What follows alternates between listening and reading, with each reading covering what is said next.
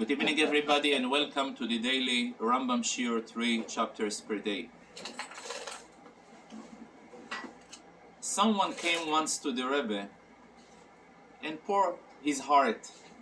He really shared with him an unpleasant experience he just had with a very observant rabbi who seemingly was supposed to make a decision, and it was clearly the decision he made was really expressing his personal bias rather than an objective professional opinion. The Rebbe turns to him and he says, he quoted the halacha in Rambam of today. And the Rambam writes, when the committee of the Supreme Court needs to make a decision whether to make the upcoming year a leap year or leave it the way it is. So the ruling is that under no circumstances I can have part of the committee not a king and not a high priest. A king I cannot have because his decision will be influenced by a bias that sometimes he will tend to add an extra year because certain products that needs to be purchased for the army or the general budget, it will be from a credit standpoint. Instead, if the year will have an extra month, he earns an extra interest of the expenses of the budget, of the government budget. Then a high priest, why shouldn't he be part of the committee that make the decision? I have 3 high priests today, so obviously I have to be very careful that you're going to let me to end this shiur. So the reason is the following.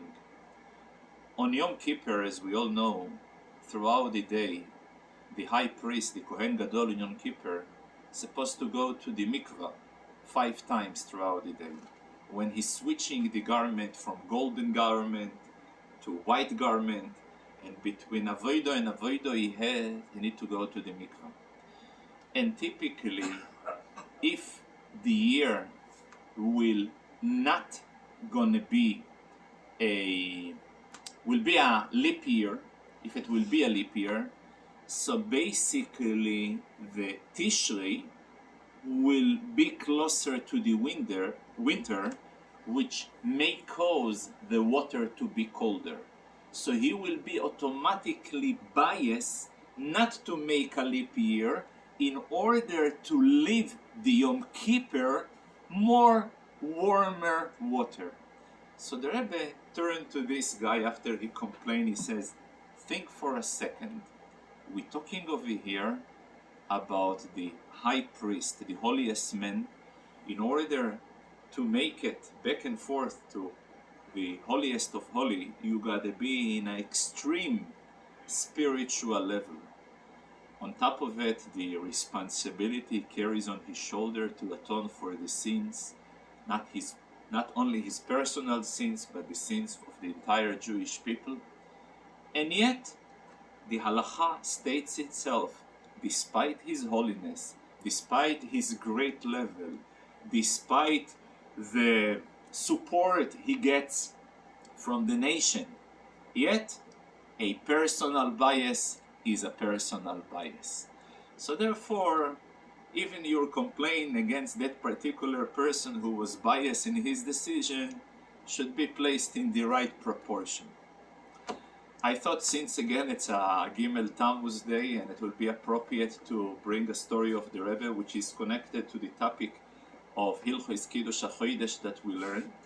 So I will continue with another story which is connected as well, which will lead to an opening story to the topic that we are learning today. You took a burden from my shoulder. A while ago, a very interesting clip of someone who is not alive anymore. He was a Knesset member of the party called Mapai in Israel in the earliest years of the Knesset. He himself, he was born in Ukraine, and he lost his parents in the biggest hunger in Ukraine of the 1929-31, before the big Golorod that was later. It was used to be another Golod, another hunger in Ukraine, and he lost his parents. And since he lived in Dnipropetrovsk, Yekaterinoslav, the Rebbe met him, and he realized he's an orphan of both parents. He invited him to stay with them, and he befriended the Rebbe, and he befriended his brothers. And years later, he kept connection with the Rebbe. He even visited the Rebbe, visited his mother. He was very impressed that even the mother of the Rebbe remembered him, remembered also his favorite songs that he sang. So he shared one of his memories with the Rebbe. As a boy, he was obviously devoted to the study, and yet in his room was covered from top till bottom with charts, diagrams, graphs of the different galaxies of astronomy and related matters, measurements and calculation. So obviously it was a personal hobby of the Rebbe, and by doing so, despite the fact not only it's part of the Rambam daily shiur, it also somewhat connecting ourselves also on a more personal and on a more intimate level with the Rebbe's hobby. It is interesting to know that also in the Talmud, it's said by Rabban Gamliel, one of the greatest sages of all time, he had an entire collection of shapes of the moon and the sun and the earth and the galaxies and so on and so forth, in order to be able to display in front of the witnesses when they come and declare that they have witnessed the Molad, is to interrogate how far-fetched or how close is their testimony with reality. And it is a chidush. It is because, as we know, when we have learned Hilchot Avodah Zarah, the laws of prohibition of servicing and bowing to idol and any form of idol worship, part of the rules, a person should not draw even shapes of the sun and on the moon. So I guess when it comes to use them in order to be able to calculate the predictable Molad, Rosh Chodesh and related issue, so the need to know when to establish the holiday overrides the prohibition to abstain from any drawing or sculpturing formats of sun and moon and so on. So now we're going to get into our topic of today, and since it is quite a complex topic, I have prepared a few stories, a few allegories, and a few visualized items in order to clarify and to simplify as much as possible the topic, which is considered the first mitzvah that the Jews have been committed when they left Egypt to establish holiday. So everybody who came from Russia, everybody who visits Russia, and he wants to surprise his friend, his relatives when he comes back to America. I remember today there are more stuff, but I don't think today there is much more. The most popular item you're bringing back from Russia is a matryushka. Everybody knows a matryushka is a type of, I would say, a knedel in a shape, a shape of a lady, that inside the lady there is another lady, and inside the lady there is another lady, and it runs between 4 or 7 matryushkas inside. the central matryoshka doesn't have any hole. It's supposed to be entirely solid. There is no hole in it. So for the sake of this shiur, just imagine that our matryoshka today doesn't have no legs, no head. It is just in a shape of a ball. The internal matryoshka is what we call kadur haaretz, the globe that we are reciting. Yeah? This is the central matryoshka for the sake of argument. Like any ball, we'll need to state it for the sake of the shiur in a very specific position where the north is up, south is down, east will be on my right side, on your left side, and west will be on my left side. In order to be able to map precisely each and every direction, we'll have to have what we call to break the ball into 360 degrees. In order to do it more precisely, we'll have to divide the ball as circles,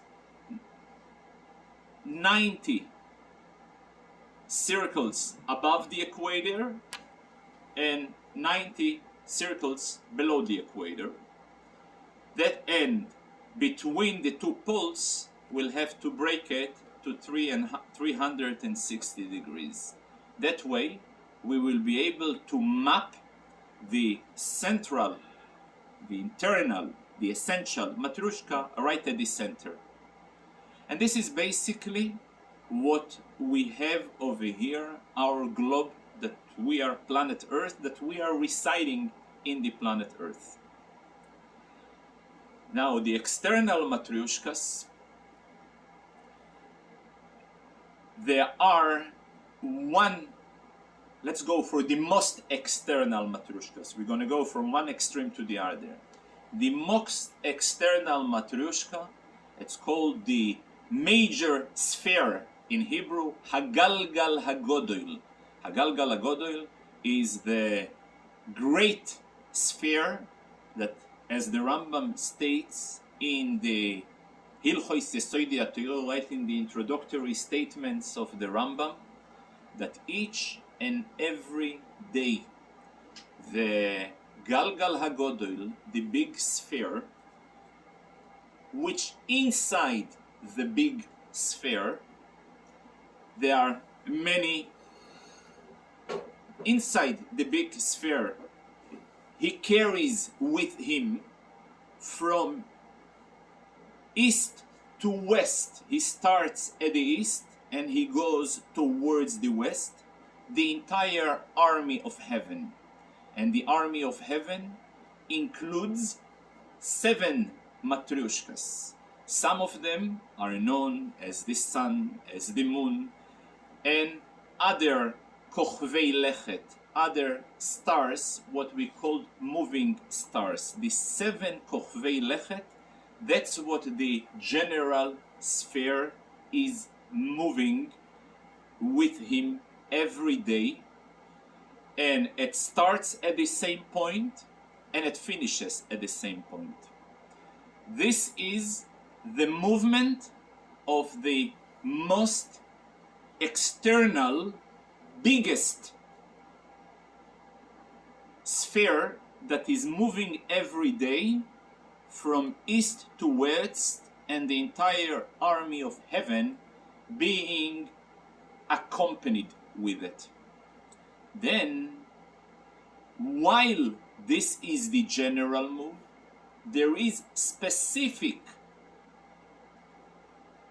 matryoshkas in there that are moving in the opposite direction, which means the most external, so let's say Earth is standing still. The external matryoshka moving every day throughout 24 hours, make a full circle from east to west. Then inside, between Earth and between the most external, there are some what we call stars, which includes sun is one star and moon is another star, that they are moving exactly the opposite direction. They moving in the direction from west to east. In order to clarify, to visualize, I have used three different allegories, examples from life, that will give us an idea to have visualization about what's going on. Example number one. Imagine there is a train who are going right now westbound, going to Mississauga, from here to Mississauga westbound. Inside the train there is a person or object that going right now eastbound, going eastbound. So while the general train is moving westbound, the person or the object moving the opposite direction. There is another example which were brought by the astronomers. Imagine yourself a mill wheel, mill, תחנת רחיים, תחנת רוח, מלניצה, that is moving in a certain direction, and and right on top of it there is a snail or a worm or any other things that moves in the opposite direction. I'll give you a political example. We all have a government, and we have all types of government. We have a federal government and we have a provincial government. A federal government has in mind a certain interest. Most of them are foreign interests, to make a good impression, to flex muscle against other countries, to be appearing on international platforms and so on. That's federal idea. Provincial, and even more so local, they don't care, they don't give a hoot about what's going on to flex muscle against external bodies and entities. They care internally about citizens. So imagine that those funds or resources are being constantly in conflict between those two types of government. So while one type of government pulling towards one direction, another person pulling towards another direction. So we see over here that sometimes, most of the time, any results of any phenomena we are faced in our life is a direct result from two opposite forces that they are constantly in conflict with each other. And now we're going to go back to what's going on. It is also, before we're going to go on, everybody knows that in every newspaper, I know some people still taking a look at it every now and then, the most favorable, popular section is the horoscope. People are entering the horoscope and they're looking, wow, what's gonna be waiting for me this week, next week? Surprisingly, to every person they're writing the same. But that's a different story, and I'm not entering to the halachic problem with this, leave it for another time. But in the horoscope, it is based on a division of the entire year into 12 mazalot. What is the idea? For example, a person who was born in the month of Tishrei, he is considered to be a Libra. A person born in a times of Cheshvan, he will be an Akrav, Keshet, Dli, so on, all the mazalot. Where does the mazalot came from? So here it is. Same way as we have just said, right now we are dealing with the external matryoshka. Let's look at this ball not as the globe that we are living. Let's look at it as the external matryoshka, external sphere, that is moving each and every day from east to west. Given, so we are placing it right where the equator is, right here, but the galgal hamazalot, the galgal is the wheel of mazalot. Mazalot is, as we said, that each and every month is a different mazal, different horoscope, yeah? Is being placed not like this, but in a slant, in a deviation of about 23 degrees incline above the equator, north, and over here also about 23 degree deviation and inclined south. The reason that I'm saying it, because this, you have to look at it as a track. As a track. Why am I saying as a track? Since there is also internal matryoshkas, and the internal matryoshkas, one of them is the matryoshke of the sun.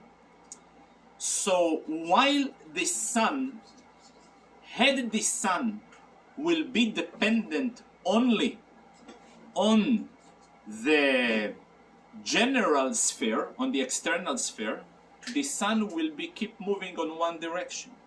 But given the fact that the sun has its own independent track and opposite direction to the general sphere, so the sun each and every day of the year, approximately, I'm not going to go to details, moves 1 degree against the general sphere.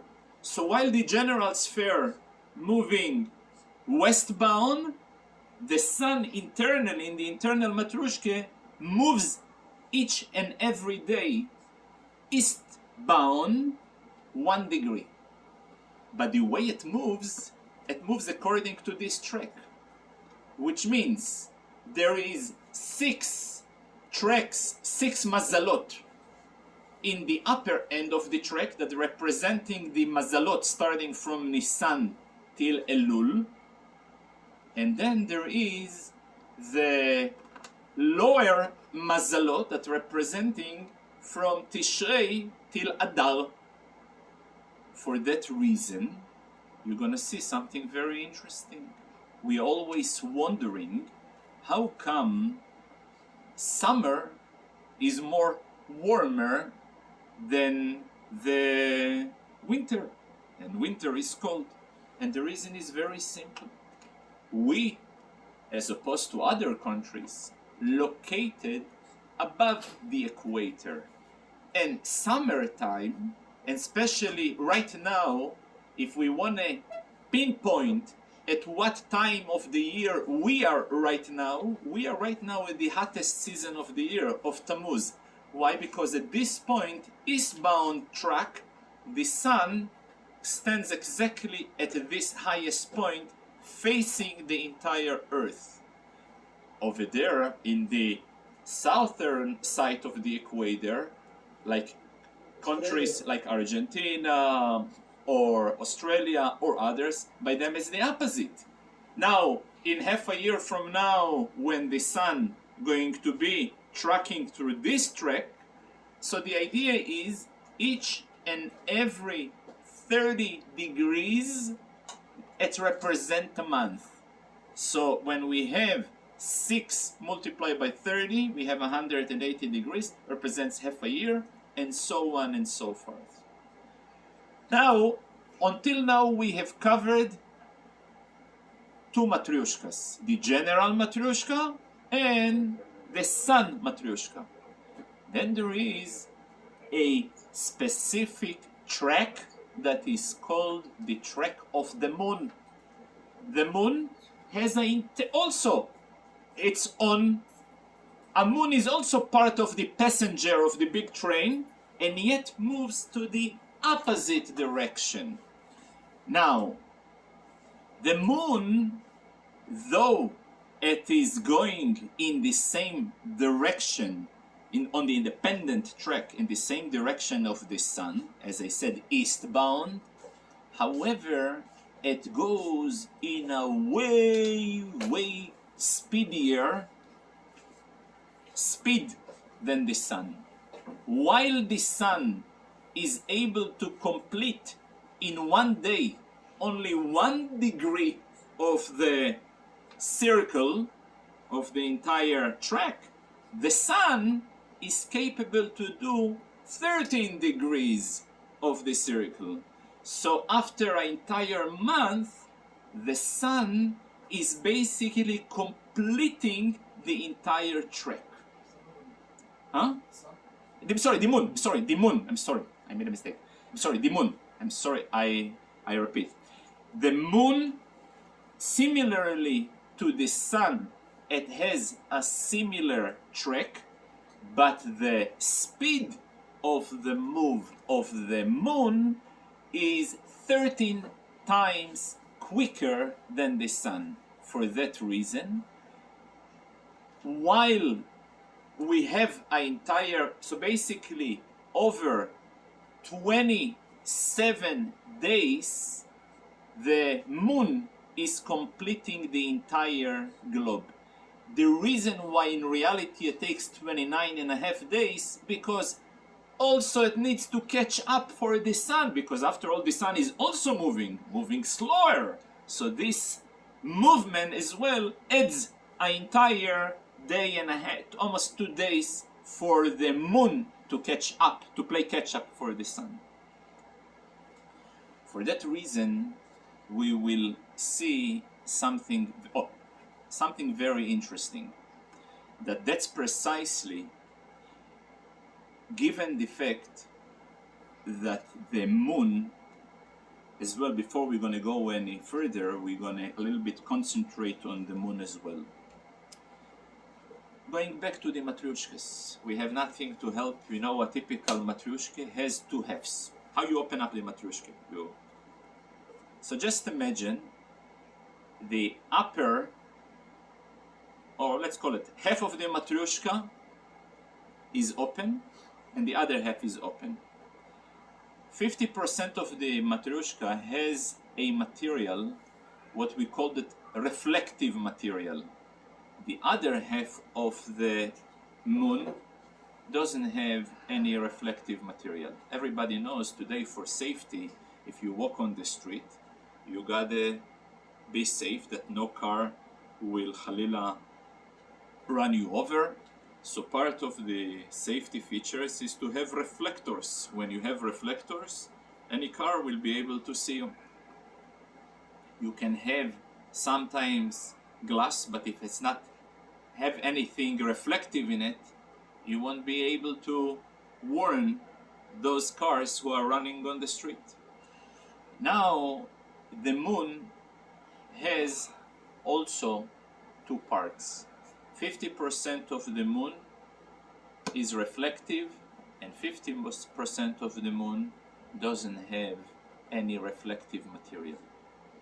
For that reason, as we have said before, that the moon are circling the entire Earth throughout, let's call it, for the sake of argument, about 30 days. So, first day when the moon is not seen is for the following reason. Because the reflective material of the moon is facing the Earth. So therefore, when the moon is facing the sun, there is no shining, because it shines on the unreflective side of the moon. Soon that the moon gives a chance for the sun to touch or to link itself to its reflective material, then suddenly we see light. towards the middle of the month, when the moon basically have managed to cover half of the globe. So at this point, the entire reflective face of the moon is facing the sun, while the earth is separating between the sun and the moon. But yet, since it is facing it, therefore we see typically in the middle of the month a full moon. For what reason? For the reason because the entire reflective half of the moon is facing the sun. While the moon continues to go back towards the sun, it shows less and less and less of the reflective side of it, until finally, towards the end, we are again in the same position. So, taking in consideration the movement of the opposite movement of the sphere, independent sphere of the sun, independent sphere of the moon, the speed and the track, the exact location in the track of the mazalot, that's how Beit Din will be able to determine when is the expected time for the mulad. So this is like a general, very precise introduction of terms and glossary and structure to visualize it and to realize how precisely the time of the molad is being announced. It's also very, very important to note that when we're speaking about the molad is always in Israel, because Israel is the primary location where all those calculations are being made and determined about.